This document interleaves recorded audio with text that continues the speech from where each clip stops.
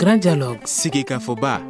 Edouani wa Makaran. Le grand dialogue, l'émission de débat de Studio Tamani sur votre radio. Chenibero. Halud Mauni. Cheniberi. Sigika Foba.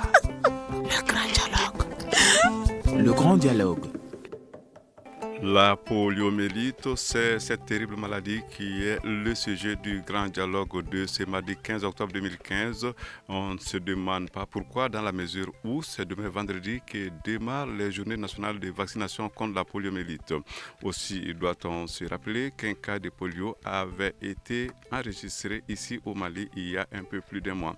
Comment avait été alors organisée la campagne de riposte et toutes les mesures sont-elles prises pour que les journées de vaccination qui démarre demain soit une réussite?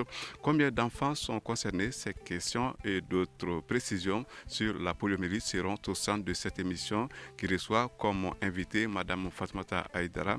Elle est donc du SINEX. Le SINEX, c'est le Centre national d'information et de communication pour la santé. Nous avons le docteur Al-Moussafa Maïga qui est le chef du service virologie de l'hôpital Gabriel Touré.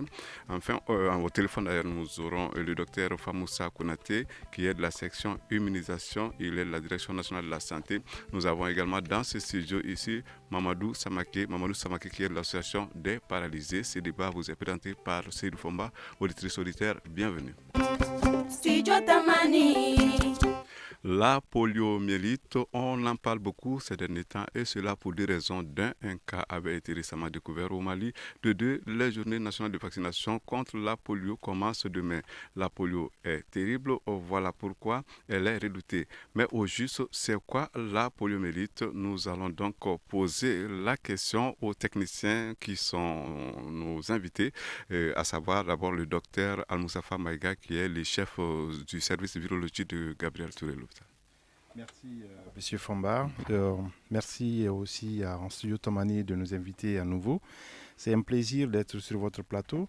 La poliomyélite, vraiment de façon toute simple, c'est une maladie qui est causée par un virus qu'on appelle le virus de la poliomyélite. On ne va pas rentrer dans les détails trop techniques de virologie, mais c'est un virus qui va s'attaquer tout de suite à l'organisme et il peut créer beaucoup de désordres dans le système respiratoire, dans le système nerveux et très très rapidement dans les heures qui suivent l'infection. Voilà. Alors, si le docteur Famoussa Konaté qui est donc en ligne, il est de la section immunisation de la direction nationale de la santé. Alors, docteur Konaté, vous avez quelque chose à ajouter à cette définition? Effectivement, la polio, comme il a dit, c'est une maladie virale validante qui touche préférentiellement les enfants dans la tranche d'âge de 0 à 15 ans. C'est le remède jusqu'à nos jours. Donc, c'est la vaccination qui permet à l'enfant qui permet d'éviter donc cette paralysie. Alors, nous retournons donc ici au studio. Nous allons nous adresser à Mamadou Samaké. Mamadou Samaké est de l'association des paralysés. Monsieur Samaké, la polio, vous en parlez beaucoup entre vous? Oui, on en parle beaucoup entre nous. Et ça fait des ravages au niveau des enfants à l'époque. Donc, c'est causé par le virus de la poliomyélite, comme ils ont si bien dit. Donc ce virus-là, c'est très mauvais. Parce que moi-même, j'ai été victime de ce virus-là. Donc depuis à l'âge de 2 ans. Et je subis maintenant les séquelles de cette polio-là. Voilà. Nous avons ici dans ce studio Madame Fatoumata Aïdara. Elle est donc du SINEX. Je rappelais que le SINEX, c'est le Centre national d'information et de communication pour la santé. Alors, Madame Aïdara, dites-nous, la polio doit certainement occuper une place importante dans vos campagnes de communication, de sensibilisation. Effectivement, bonsoir à tout le monde. Effectivement, bonsoir à tout le monde. Et de nos jours, la polio est une maladie invalidante. Maintenant, le travail même du SINEX, ça, c'est de donner des informations saines par rapport à la santé.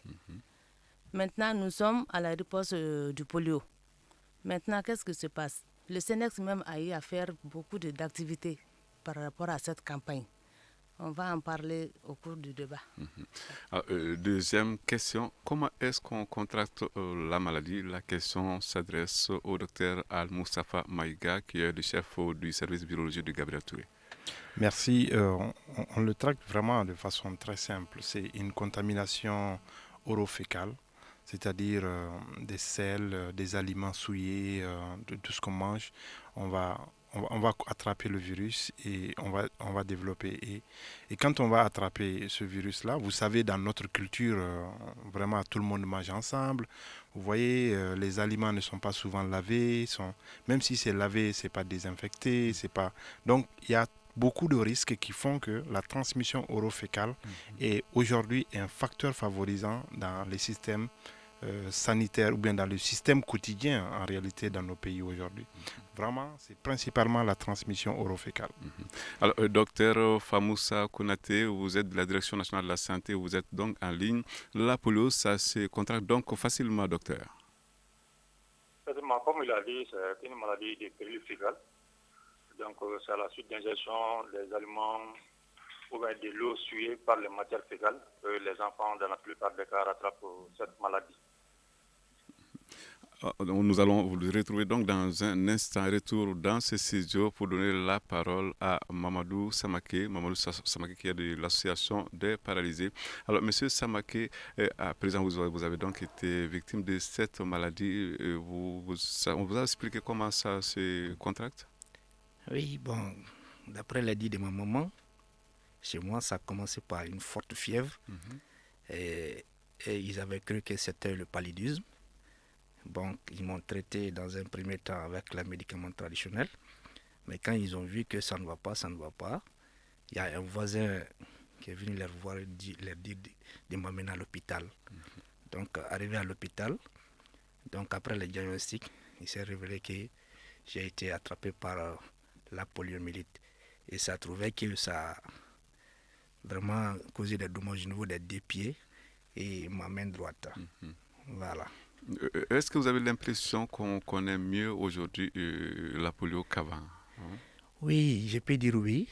Et on connaît mieux aujourd'hui la polio qu'avant parce qu'avec les médias et les différentes sensibilisations qui se déroulent au niveau des structures, vraiment, on a pris vraiment information sur la poliomyélite.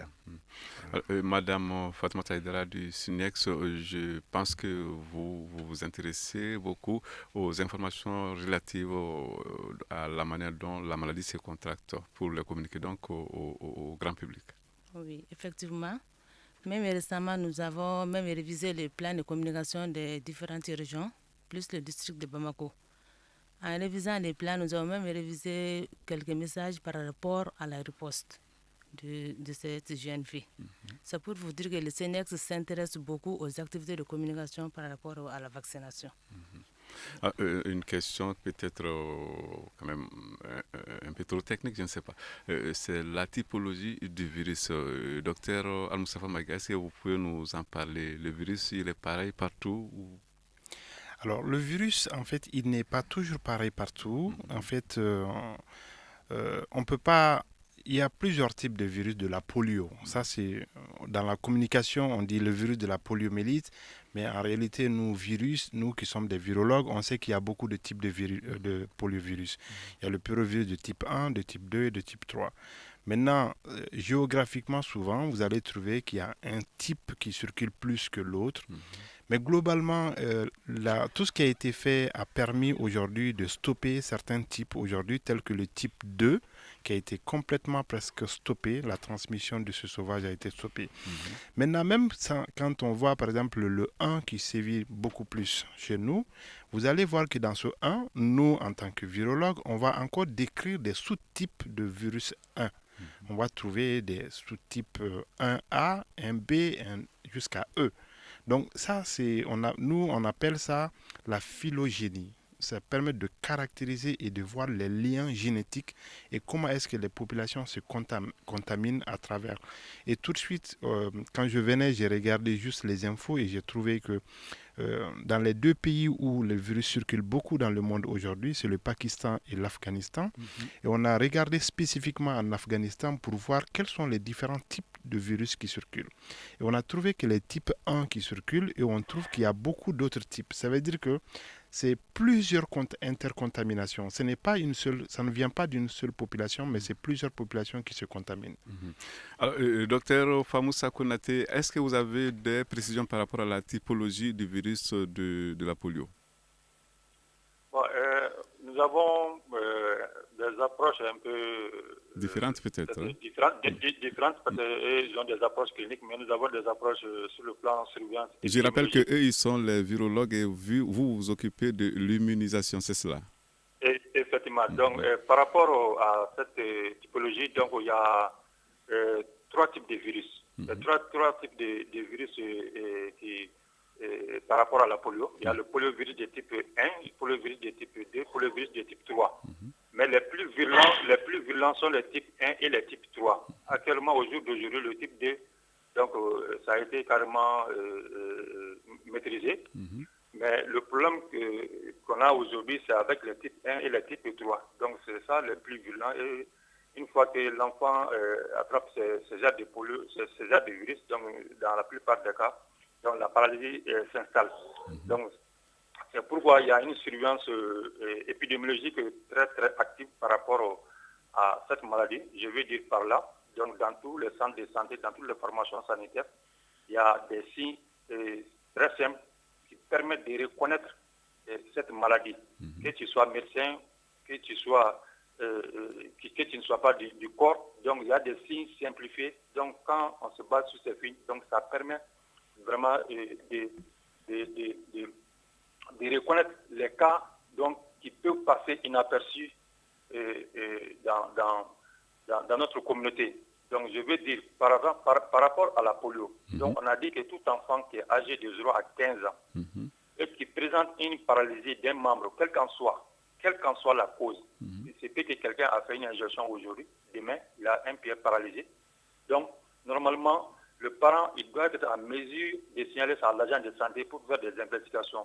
Ce cas peut être banal, mais il peut être vraiment un cas aussi de polio. C'est pourquoi il est dit que n'importe quel cas, quelle qu'en soit la cause, tu es tombé, tu as fait un traumatisme, tu as une paralysie récente, c'est un enfant de moins de 15 ans et dans un délai d'installation de moins de 6 mois. Donc, tu dois être en mesure de faire des investigations sur cet enfant, c'est-à-dire faire des prélèvements des selles. Donc, ces selles-là doivent être examinés donc, pour voir l'exemple de virus là-dedans. Donc, c'est pourquoi on a des définitions simplifiées par rapport à la maladie même dans la communauté. Même actuellement, les guérisseurs traditionnels donc, sont associés donc, à cette surveillance active, même passive, donc, dans les formations sanitaires. Nous travaillons étroitement en collaboration avec ces guérisseurs. Docteur Famoussa Konaté, la polio paralyse, la polio tue-t-elle? Une question.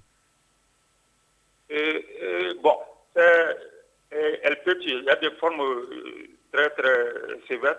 Donc, comme l'a dit, donc c'est une infection virale. Donc, quand le système immunitaire est défaillant, c'est-à-dire le système de défense de l'organisme n'est pas bien adapté à la réponse, donc ça peut faire en sorte que l'enfant vraiment, ça peut être mortel dans les situations aussi rares. Mais il faut se dire que quand même, les séquelles les plus parlantes, c'est les paralysies. Donc, vous voyez, quand un enfant est paralysé, qui rampe comme ça à ras de sol, donc c'est déshumanisant, ça touche. Donc, c'est les complications vraiment dramatiques. Retour dans ce studio pour nous tourner vers le docteur Al-Moussafa Maïga. Il est le chef du service virologie à l'hôpital Gabriel Touré. Alors, docteur Maïga, le docteur Konaté vient de nous dire la polio, ça peut paralyser, ça peut aussi tuer. Oui, absolument. Ça peut paralyser dans beaucoup de cas. Dans la plupart des cas, si ce n'est pas bien pris en charge. mais ça peut tuer aussi. Aujourd'hui, si on fait des statistiques dans le monde entier, on a à peu près 1,5 million de décès dus à la poliomyélite. Donc, ce n'est pas petit, ce nombre-là. Donc, ça tue partout dans le monde. Pourquoi ça tue? Parce que ça affecte les voies respiratoires et ça entraîne une détresse respiratoire. Ça peut entraîner aussi, ça va attaquer le système des nerfs et ça va entraîner des défaillances. Alors, Studio Tamani, 18h30, nous allons redonner la parole au docteur Al-Mustafa Maïga dans quelques fractions de secondes. Vous écoutez Studio Tamani? Votre avis nous intéresse. Écrivez vos commentaires et suggestions sur la page Facebook et dialoguez avec nous. Studio Tamani, c'est aussi les réseaux sociaux. La poliomyélite, le sujet du débat de ce jeudi. Nous avons dans ce studio 4 invités, enfin dont un au téléphone. Nous avons Mme Fatoumata Aïdara qui est du SUNIEX, le docteur Al-Mustafa Maïga, le chef du service virologie à Gabriel Touré, le docteur Famoussa Kounaté, il est de la Direction nationale de la santé, section immunisation, il participe à l'émission au téléphone. Et nous avons enfin dans ce studio Mamadou Samaké, il est de l'association des paralysés. Alors nous étions sur donc l'aspect paralysie. Nous avons évoqué effectivement des cas de décès. Alors, le docteur Al-Mustafa Maïga continue. Oui, merci beaucoup. Non, on va juste faire bref, mais ça tue parce que ça entraîne un désordre immunitaire. On ne va pas vraiment rentrer dans le détail. C'est tout ce que la population a besoin de comprendre. Quand un enfant jeune, le système immunitaire est faible, le système n'est pas préparé pour cela, et donc ça peut entraîner un désordre immunitaire et ça peut vraiment tuer. Donc c'est vraiment un danger permanent. Même si ça ne tue pas, les délais de prise en charge font que on va avoir des paralysies. Et aujourd'hui, M. Samaké en est l'exemple que devant nous aujourd'hui. Voilà. Une chose que je voulais ajouter, pas sur le décès, mais sur pourquoi le virus il se transmet aussi facilement. Parce que vous savez qu'en virologie, on a deux types de virus. Ce virus-là, c'est un virus non enveloppé. Il n'a pas d'enveloppe. Donc, en virologie, un virus qui n'a pas d'enveloppe, c'est un virus qui est résistant à la nature. Il reste plus solide. Il peut rester pendant plus longtemps qu'un virus qui est enveloppé. Un virus qui est enveloppé, dès qu'il y a la chaleur, un peu de température seulement, l'enveloppe est détruite. Mais ce virus-là, c'est un virus non enveloppé. Et donc, ça fait qu'il est résistant. Donc, c'est pour ça que la transmission peut être aussi très rapide. Voilà. Alors, et Mme Fatoumata Aïdara du SUNIEX, au SUNIEX là-bas, où vous communiquez beaucoup, vous sensibilisez, on sait que la polio, ça paralyse, ça peut également tuer. On le sait là-bas. Oui. Et on le dit au public. Hein? Effectivement, on le dit au public. Quand on donne les messages, on donne d'amples informations par rapport à la maladie, par rapport aux différentes dispositions à prendre pour éviter la maladie. Donc on donne ces informations à la population, surtout à la communauté qui ne comprennent pas beaucoup. Mamadou Samaké, vous avez mieux connu malheureusement la maladie que nous autres. Dites-nous, est-ce que vous étiez au courant que la poliomyélite peut tuer? Bon, je viens de l'apprendre tout de suite, que ça peut tuer. Voilà. Alors, autre question, est-ce qu'on rencontre quand même la poliomyélite dans toutes les zones géographiques? Je pose la question au docteur Famoussa Kounaté, qui est de la Direction nationale de la santé, section immunisation. Effectivement, ça c'est une bonne question. Donc quand vous prenez dans les années, parce que l'objectif recherché par rapport à cette maladie, c'est l'éradication d'abord. Ça c'est un combat mondial. Donc au début des années 85-87, il y avait presque tous les continents qui étaient touchés par cette maladie. Donc même l'Europe, l'Asie, tout était concerné par cette maladie. Mais c'est à partir de cet instant que le Rotary International a pris à bras le corps donc, cette volonté d'éradiquer la maladie dans le monde. Donc petit à petit, et la seule stratégie c'était basée uniquement sur la vaccination. Le polio-groupe là, on administre aux enfants. Donc petit à petit, il y a l'Europe, l'Asie, l'Amérique qui ont été blanchis. Donc au jour d'aujourd'hui, nous pouvons dire quand même que les jeunes concernés donc, par cette maladie, donc c'est les zones de conflit, les zones où il y a des récurrents conflits permanents, parce que là, il y a un relâchement de la vaccination de routine donc, dans ces milieux. Et comme on le dit, on l'aime le dire, donc le vaccin, le virus du polio aime les zones de conflit. C'est pourquoi quand vous prenez les zones comme Afghanistan, donc les zones comme Nigeria où le Boko Haram sévit, donc dans la plupart des cas, le virus sévit à ce niveau. Et quand vous prenez même la Syrie, parce qu'à ce niveau, on ne peut pas assurer de façon continuelle la vaccination de routine. C'est vrai, aujourd'hui, on est en train de faire la campagne de vaccination, mais dans la plupart des cas, c'est comme dans nos formations sanitaires, l'enfant reçoit les doses de vaccins donc en routine, donc dans la tranche d'âge de 0 à 11 mois. Donc, pour être simple, donc toutes les zones étaient concernées, tous les pays du monde étaient concernés au départ. Mais c'est grâce à la vaccination que petit à petit, les continents ont été blanchis. Et la plupart des cas maintenant, c'est l'Afrique, l'Asie, une partie de l'Asie, l'Océanie, donc qui sont concernés au jour d'aujourd'hui. Et aussi, nous le comprenons par les faits que je viens d'évoquer tout à l'heure. Alors, docteur Al-Moussafa Maïga, vous êtes donc le chef du service virologie à Gabriel Touré. C'est donc l'Afrique et l'Asie qui sont les continents les plus frappés par la polio. Oui, c'est vraiment exact ce que le docteur a dit. C'est vraiment un peu, on va dire que c'est aussi une maladie. C'est vrai que c'est lié dans les zones de guerre, mais aussi quand vous regardez ces deux continents, c'est un peu on va dire un mot qu'on ne dit pas beaucoup, c'est quand même un peu le tiers-monde. C'est vraiment la zone où la pauvreté est vraiment... Donc un peu plus défavorisée. Voilà, les zones défavorisées. Donc c'est pas seulement la polio, mais c'est un peu toutes les maladies infectieuses. Donc c'est vraiment lié à ça. Et comme il l'a dit, c'est vraiment les campagnes de sensibilisation, la vaccination, c'est ce qui va permettre aujourd'hui de stopper les épidémies. Voilà. Les couches les plus exposées à la polio, donc ce sont les enfants. Absolument, oui. C'est les enfants, surtout en dessous de 5 ans. C'est vraiment la couche la plus vulnérable. Voilà. Alors, docteur Famoussa Konaté, comment expliquer que ce soit les enfants seulement de 0 à 5 ans qui soient les plus exposés à cette maladie? Bon, la question était mieux d'être posée aux cliniciens. D'accord. Mais il faut se dire quand même que l'enfant à cet âge n'a pas encore toute sa maturité immunitaire. Tous les systèmes de défense de l'enfant ne sont pas encore au top. Donc il faut se dire quand même quand il y a une infection, il va de soi quand même que l'enfant à cet âge paye un lourd tribut par rapport à cette maladie. Alors, docteur Al-Moussafa Maïga. Oui, non, effectivement. Mais pourtant, vous avez bien répondu à la question. Mais je pense que c'est ça. Plus l'enfant est jeune, plus l'immunité est immature. Et donc, quand l'immunité est immature, donc le système immunitaire de défense ne se met pas tout de suite en place pour pouvoir lutter contre les maladies. Et c'est ce qui fait que ces enfants-là sont vraiment très, très vulnérables en réalité. Une question moins technique, nous allons l'adresser et d'abord à Mamadou Samake de l'association des paralysés. Dites-nous, monsieur Samake, la polio, est-ce qu'elle est bien connue du Malien de la rue réellement? Bon, la question est un peu très difficile à répondre sur ce plan, parce que la plupart des enfants atteints par la polio sont issus des familles très démunies.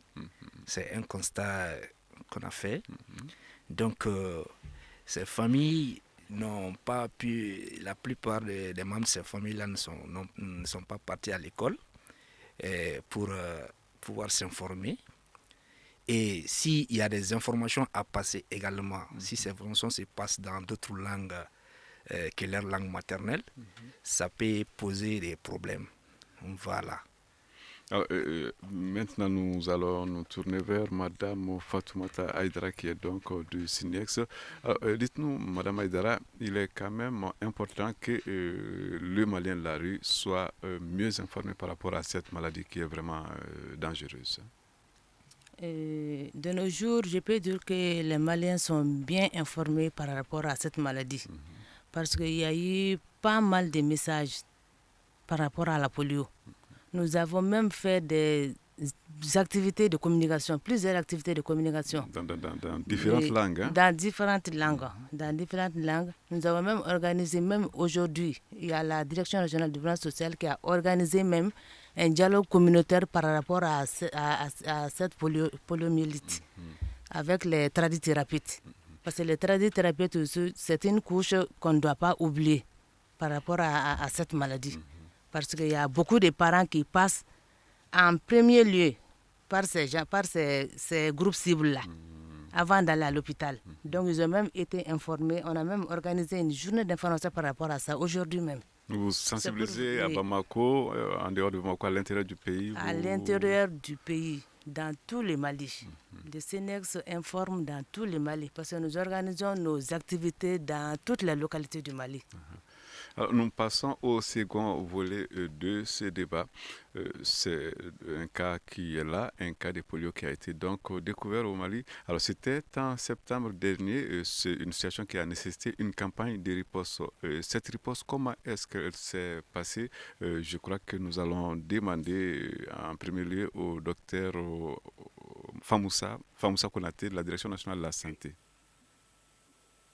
Donc, effectivement, comme vous l'avez dit, donc, le 4 septembre 2015, le Mali a enregistré un cas de polio. Il faut se dire que c'est un cas importé d'un pays voisin. Et devant le constat de cette menace, donc, le ministre de la Santé a fait le 10 septembre 2015 une déclaration sur l'épidémie et a invité tous les partenaires du Mali à l'accompagner dans l'organisation d'une riposte de qualité, c'est-à-dire en vue de protéger les enfants du Mali de cette maladie invalidante. Donc au jour d'aujourd'hui, j'avoue quand même que nous avons déjà organisé 3 passages. Nous sommes déjà au 4e passage. Donc dans un premier temps, comme le cas était détecté à Bamako, notifié à Bamako, donc il fallait organiser de façon énergique une riposte dans toutes les communes de Bamako et les environs de Bamako, c'est-à-dire une partie de la région de Koulougou qui fait frontière avec Bamako pour circonscrire donc, le mal. Donc ça, c'était extrêmement important. Donc après ça, maintenant, nous avons organisé aussi un mini passage au niveau des aires frontalières des régions de Koulougou, donc avec la République de Guinée. Parce que pour circonscrire encore le couloir que l'enfant a emprunté, parce qu'il est venu de Sigri, donc tout le passage, donc on doit être en mesure de le circonscrire en organisant une riposte. C'est ce qui a amené l'organisation de cette campagne de riposte. Docteur Al-Moussafa Maïga, est-ce que vous êtes intéressé à la manière dont cette riposte s'est déroulée dès qu'on a découvert ce cas de polio ici à Bamako? Vous savez que la riposte, c'est une activité de santé publique. Donc, les activités de santé publique sont confiées en général à la Direction nationale de la santé avec ses démembrements au niveau des régions, la Direction régionale de la santé. Donc, nous, en tant que spécialistes, on n'est pas impliqués dans les campagnes. Excusez-moi. On n'est pas impliqué dans ces ripostes-là. Mais j'ose espérer parce que je pense que vraiment... les informations qu'on a pu recueillir par-ci, par-là avec des collègues nous ont permis de dire quand même qu'il y a eu une riposte qui a été faite. Et je me rappelle à l'époque, c'est ce qu'on avait dit, j'ai été invité ici quand ça a été découvert. La solution, c'est vraiment faire des ripostes, des vaccinations et des reprises de vaccination, essayer de vacciner tous les enfants. Voilà. Mamadou Samake de l'association des paralysés, quand vous avez appris, vous l'avez certainement appris, qu'il y a eu un cas de virus ici à Bamako, ça vous a fait peur? Oui, ça m'a fait peur, parce que j'ai dit que les lots des personnes handicapées doivent s'agrandir encore. Bon, mais Dieu merci, je crois que la riposte Dieu merci, la riposte vraiment était vraiment à la hauteur. Vraiment. Alors, Sidio Tamani, dans quelques dizaines de secondes, 18h45, nous allons observer une courte pause. Une réaction, Un avis, Un commentaire. réagissez sur la page Facebook de Studio Tamani et restez connectés avec nous. Studio Tamani sur les réseaux sociaux pour vous faire entendre. La polio, le sujet du jour. On était tout à l'heure en train donc de parler du cas qui a été récemment déclaré à Bamako et qui a nécessité une riposte qui s'est avérée quand même bien organisée. Alors, Madame Fatoumata Aïdara du SINEX, ce cas, ça vous a quand même beaucoup intéressé, vous en tant que SINEX, quand vous l'avez appris, qu'est-ce que ça vous a donné comme idée? Effectivement, quand nous avons appris, le SENEX a déjà commencé à prendre des dispositions par rapport à ça. À travers la Direction nationale de la santé, plus le partenaire. Donc le SENEX s'est même déplacé pour aller sur le lieu, là où la femme réside, avec les enfants, pour faire des enquêtes avec les chefs religieux, les chefs de quartier, etc. Toujours, c'est pour s'enquérir d'amples informations par rapport à cela. Ensuite, le SENEX a organisé aussi des activités pour sensibiliser la population par rapport à ça. Donc, c'est pour vous dire que le SENEX s'est beaucoup intéressé à cette riposte. Alors, c'est demain que commencent les journées nationales de vaccination contre la polio. Est-ce qu'on peut d'ores et déjà savoir le programme? Je crois que nous allons demander cela au docteur Famoussa Konaté, qui est de la Direction nationale de la santé. Effectivement, donc, la campagne de vaccination, notamment les journées nationales de vaccination contre la polio, donc, commence demain, donc le 16, et se termine le 19 octobre 2015. Ça concerne toute l'étendue du pays des cas actuels, les enfants de 0 à 5 ans, même si déjà vaccinés au fièvre de routine ou ayant déjà reçu les doses lors des précédentes campagnes. Donc, il s'agit pour les vaccinateurs de passer de porte en porte dans chaque ménage, donc pour administrer la goutte polio donc aux enfants cibles. Alors, le porte-à-porte, quand même, ça demande du personnel. Hein? Vous avez suffisamment d'agents? Effectivement, c'est une activité bien planifiée. Nous ne sommes pas à notre première fois. Donc, nous avons l'habitude d'organiser plusieurs campagnes. Donc, les choses sont bien organisées depuis jusqu'au niveau opérationnel, c'est-à-dire au niveau des CESCOM. Nous planifions ici, donc en prenant en compte toutes les dimensions. Donc, c'est-à-dire que l'équipement des agents vaccinataires, donc c'est en fonction des équipes de vaccination, c'est en fonction de la population de chaque aire de santé. Donc, les médecins des centres de santé, donc, elles nous donnent la population de leur aire de santé. Donc, en fonction de ça, donc, il y a une charge de travail dévolue à chaque équipe de vaccination. Donc, nous répartissons en ce moment les équipes de vaccination dans les aires de santé. Donc, ce qui fait que votre souci est pris en compte. Donc, c'est une répartition équitable, donc judicieuse. Peut-on savoir le nombre d'enfants concernés par cette campagne? Le nombre d'enfants, c'est 7 millions et quelques, 7 millions 188 000 enfants. Okay. C'est la tranche d'âge de 0 à 5 ans. À retour dans ce sujet, docteur Al-Moussafa Maïga de Gabriel Touré, vous êtes chef du service virologie. C'est quand même très important cette campagne qui démarre demain. Oui, absolument. C'est la suite logique quand il y a des événements pareils, de pouvoir mener une grande campagne pour pouvoir essayer d'avoir le maximum d'enfants en dessous de 5 ans pour vraiment, vous savez, quelle que soit la campagne qu'on va faire, il y a des erreurs, on va manquer des gens. Mais je pense que vraiment aujourd'hui, la Direction nationale de la santé est très bien équipée pour mener de telles activités. Et je pense que c'est salutaire et c'est nécessaire de le faire.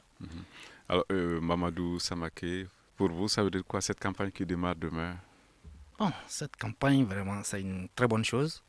Parce que ça permet vraiment d'éviter l'augmentation du taux des personnes en situation de handicap causée par la poliomyélite.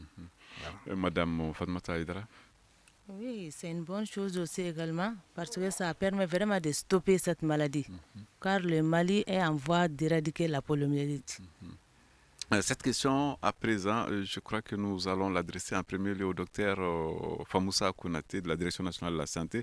Alors, monsieur Konaté, dites-nous, est-ce qu'il y a une possibilité d'évaluer le nombre d'enfants manquants après le passage des vaccinateurs? Parce que c'est évident que certains ne seront pas sur place pour telle ou telle raison. Effectivement, donc, dans toute campagne, donc, il y a une évaluation post-campagne.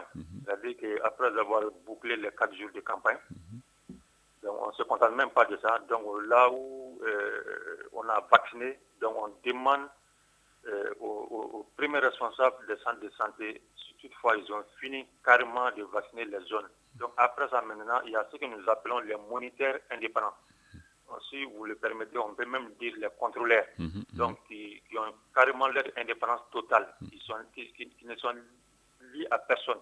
Donc en ce moment, ils passent donc, dans toutes les aires de santé, dans toutes les formations sanitaires, dans la communauté. Donc ils passent pour faire des enquêtes, donc, et pour voir si tous les enfants ciblés ont reçu leur dose.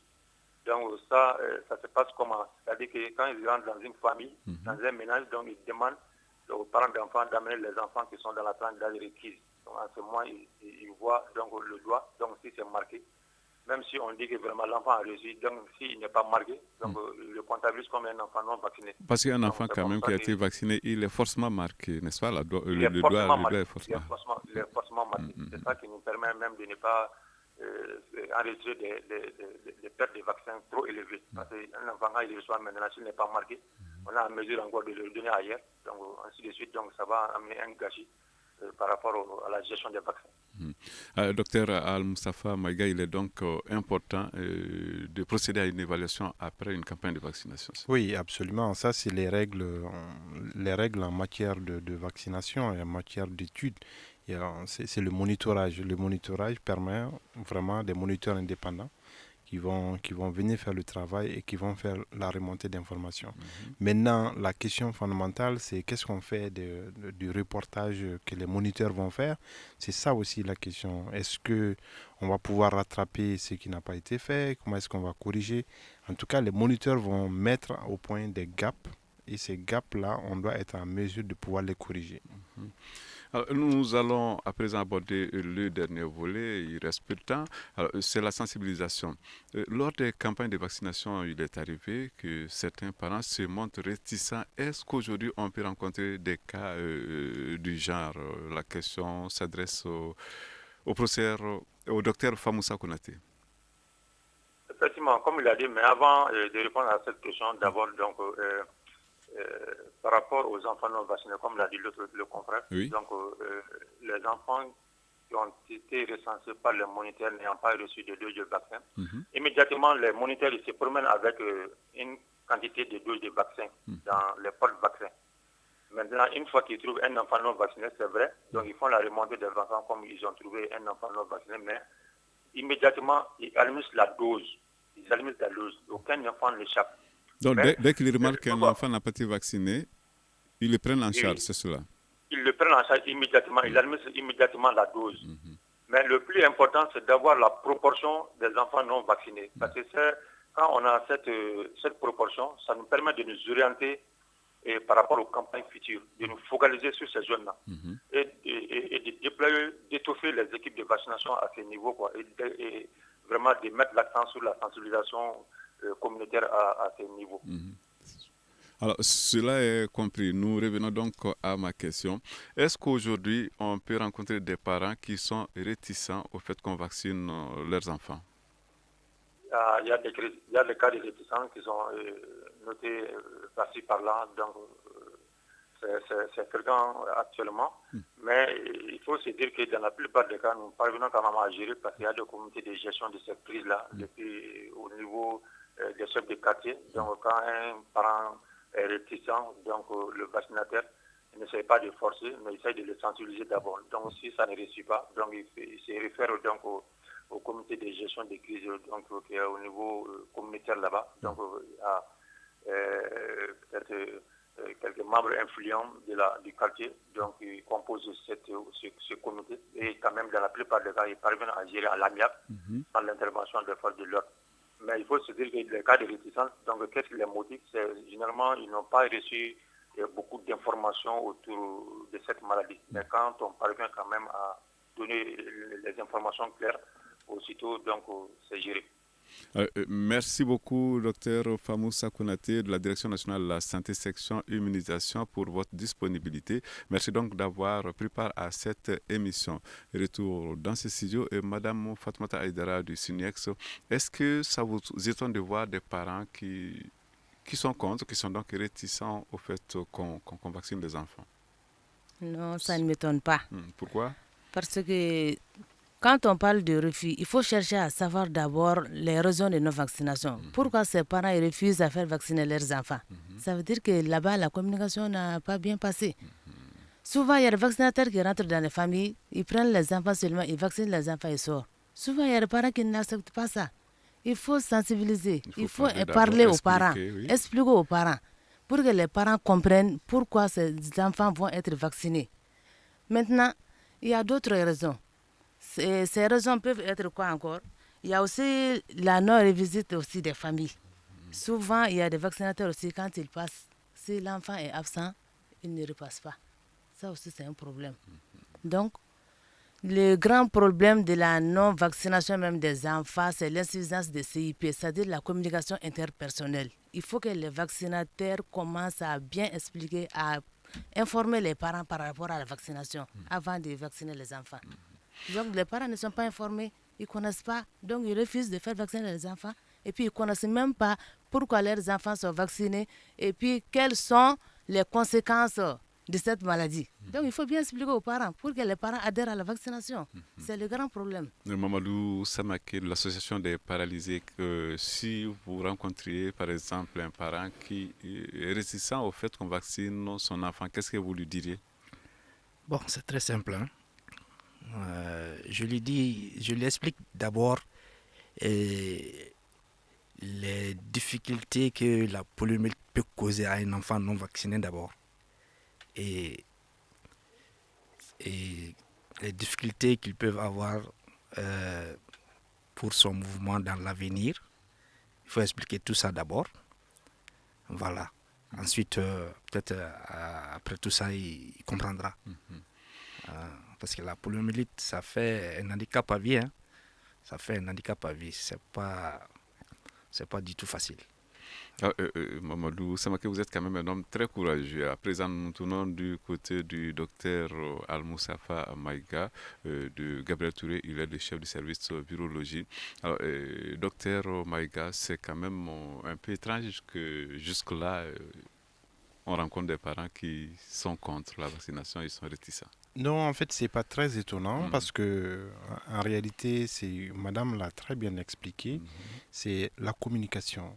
Vous savez, aujourd'hui, on parle de la poliomyélite, mais vous allez demander, il y a beaucoup de gens qui ne croient pas encore au sida, il y a beaucoup de gens qui ne croient pas encore à telle maladie, il y a des gens qui ne croient pas à Ebola qui a tué beaucoup de gens, mais Ebola aujourd'hui, ou la poliomyélite, quand vous venez dans une famille, la première des choses, c'est expliquer. Je prends l'exemple personnel sur moi-même. Moi, j'étais là chez moi un jour et il y a une famille qui est venue, des vaccinateurs qui sont venus, ils n'arrivent même pas à m'expliquer ce qu'ils veulent faire. Donc, si tu n'expliques pas, tu ne connais pas, on nous a dit de venir vacciner seulement, on vaccine. Il dit, mais qu'est-ce que vous vaccinez à l'enfant? Nous, on veut savoir qu'est-ce que vous voulez donner à mon enfant pour que demain, si on me demande, je puisse dire au moins, mon enfant a reçu tel vaccin. Parce qu'on vient seulement, on met une goutte, on n'explique pas que c'est la polio qu'on va donner pour l'enfant. Les parents, on va leur demander, est-ce que votre enfant a été vacciné contre la polio? Ah, vraiment, je ne sais pas. Ils viennent seulement, ils mettent des gouttes dans la bouche des enfants. Donc, ils n'ont pas l'information. Et tout le monde aspire à une information parce que personne ne veut que son enfant tombe malade. Juste l'information, la communication et les explications correctes. Il faut donc informer sensibiliser pour que les uns et les autres comprennent la nécessité de vacciner les enfants contre la poliomyélite. Alors, ceci met un terme à ce débat. Je rappelle que nous avons reçu comme invité Mme Fatmata Aïdara du SINIEX, le docteur Al-Moussafa Maïga, le chef du service virologie à Gabriel Touré. Nous avions en ligne le docteur Famoussa Konaté, il est de la Direction nationale de la santé, section immunisation, et Mamadou Samake, très courageux de l'association des paralysés, était également dans ce studio. Je rappelle que l'émission a été mise en onde par Nouhoum Djiré, régie vidéo Peting Diara, réalisation Ousmane Djadje Touré, à la présentation il y avait Seydou Fomba. Au revoir.